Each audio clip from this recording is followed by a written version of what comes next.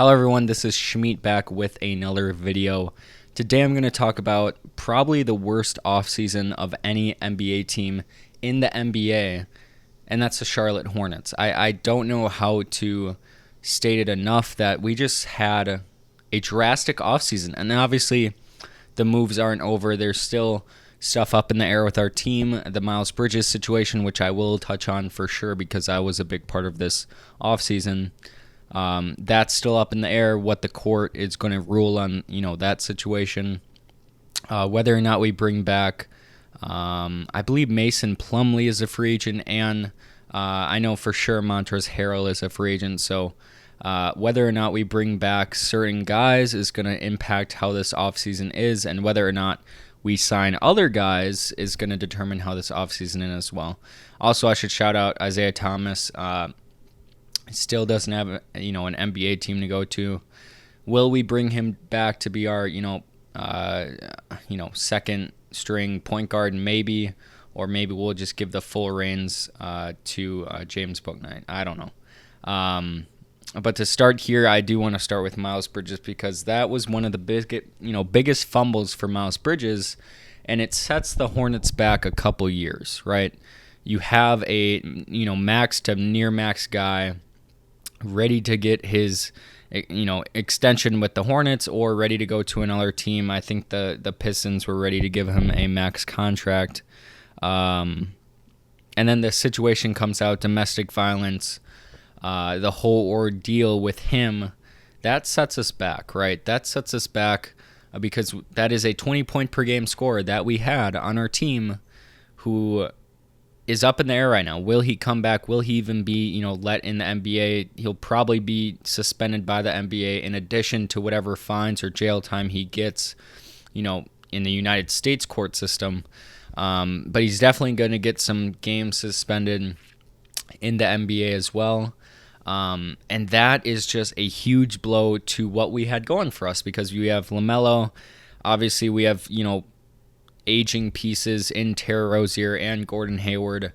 But Miles Bridges, being 24, 25 years old, was a piece for our young unit. And without him there, and without that production, and with us not signing anybody to replace that production, that is a terrible start to the offseason. And it happened early in the offseason. We have not made, barely any moves. I believe we extended the qualifying offer to Miles Bridges, which is just a lesser deal, less amount of time. It's not giving him an extension or anything. It's just a qualifying offer. I believe we gave that to him, but regardless, this coming out has set us back multiple years. And another thing that, is setting us back, which I'm not sure, the Charlotte Hornets front office is an interesting one. Obviously, we've drafted pretty well. LaMelo Ball was kind of a no-brainer with the third pick, just whoever fell before him, it was a no-brainer. But also picks in Miles Bridges, that was not a no-brainer. You could have went with a multitude of people. PJ Washington was another great pick. James Bouknight is still up in the air, whether or not that will be a decent pickup for us as well. But our front office has done very well in the draft, picking around that 10 to 20 range. I mean, Kai Jones is up in the air as well. I believe we drafted him 19th in the 2021 draft. But as far as, free agency goes, trades go, we are one of those teams that doesn't really know what the fuck they're doing, right? In this year's draft, we had the 13th overall pick and the 15th overall pick. I agree with the 15th overall pick. Don't get me wrong. Mark Williams, great pickup, great value at number 15. But the 13th overall pick, we pick up Jalen Duren. I would be fine having both those centers. I would be. Or just, keeping the other draft pick, having, Jalen Durham and then having, draft a wing at 15 or vice versa, draft a wing at 13 and Jalen Durham or Mark Williams at 15. It doesn't matter to me. Or draft both of them, Jalen Durham and Mark Williams, and have them battle it out in both, see who's the better player. And hopefully that helps our team. But to trade that 13th overall pick to the Pistons for the Bucks' first-round pick, which is probably going to be in the 20s, right? They still have Giannis. They still have Chris Middleton. That will probably be in the 20s because they are still looking to be contenders. And 2 second-round picks is not good. It's not good. And I don't know what the timeline the Charlotte Hornets think they're on right now, because LaMelo Ball, I'm saying this right now, I don't know what the date is right now, July 31st, 2022. I will say this right now. He has 2 more years left on his contract.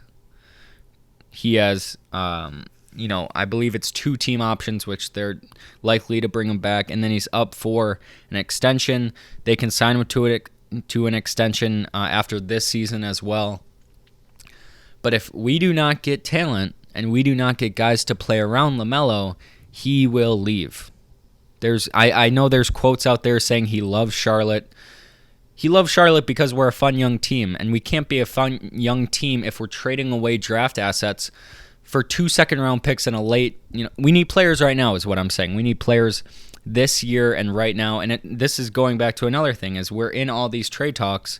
And I hate that we're in all these trade talks. Whenever I see it, I know we're not going to get the player, because that's just how our front office works.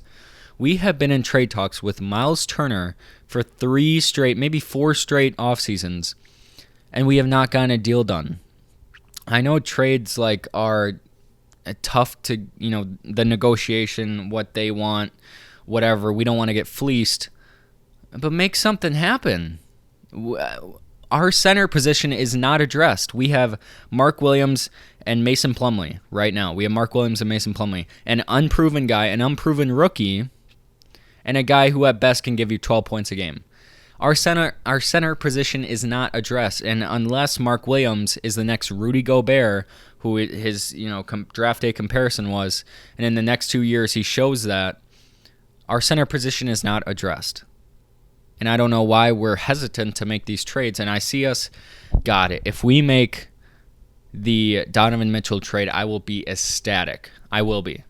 Because that is a great, great idea. And I saw a trade idea out there, and it was it was a lot, but I would do that for Donovan Mitchell. But what I'm getting at here is you can't trade away draft assets and our assets right now for a timeline that will be good in 4 to 5 years. That's just not smart.